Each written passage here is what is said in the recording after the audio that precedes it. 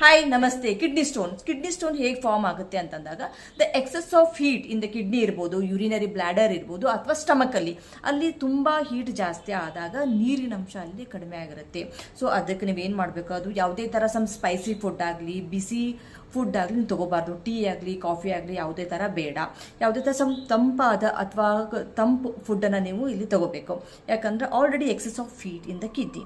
So ಇಲ್ಲ ಈ colour ಥೆರಪಿಯಲ್ಲಿ ನಾನು 3 ಕಲರನ್ನು ಯೂಸ್ ಮಾಡ್ತಾ ಇದ್ದೀನಿ. So first one is the green colour to cool the kidney. ಇದು ಜಲತತ್ವ. ಆ ಕಿಡ್ನಿಯಲ್ಲಿ ಮತ್ತೆ ಸ್ಟೋನ್ ಫಾರ್ಮ್ ಆಗಬಾರ್ದು ಅಂತೇಳಿ ನಾನು ಗ್ರೀನ್ ಕಲರನ್ನು ಯೂಸ್ ಮಾಡ್ತಾ ಇದ್ದೀನಿ.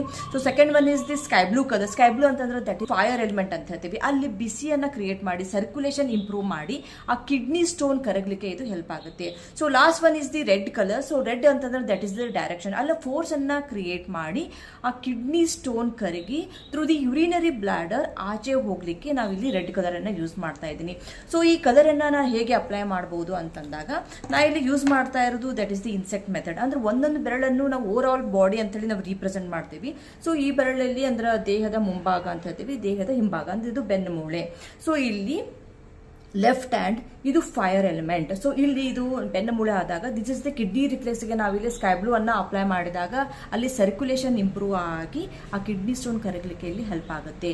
ಆಮೇಲೆ ಆ ಕಿಡ್ನಿ ಸ್ಟೋನ್ ಕರಗಿ ಆಚೆ ಬರಬೇಕು, ಅಲ್ಲಿ ಡೈರೆಕ್ಷನ್ ತೋರಿಸ್ಬೇಕು, ಅಲ್ಲಿ ಫೋರ್ಸ್ ಕ್ರಿಯೇಟ್ ಆಗಬೇಕು. ಅದಕ್ಕೆ ಲೆಫ್ಟ್ ಹ್ಯಾಂಡ್ ಮಿಡಲ್ ಫಿಂಗರ್ಗೆ ನಾವು ಇಲ್ಲಿ ಕಿಡ್ನಿ ರಿಫ್ಲೆಕ್ಸ್ಗೆ ಇಲ್ಲಿ ರೆಡ್ ಕಲರನ್ನು ಅಪ್ಲೈ ಮಾಡಿದಾಗ kidney through the urinary bladder ಇಂದ ಆಚೆ ಹೋಗ್ಲಿಕ್ಕೆ ಇದು ನನಗೆ ಹೆಲ್ಪ್ ಆಗುತ್ತೆ, ರೆಡ್ ಕಲರ್.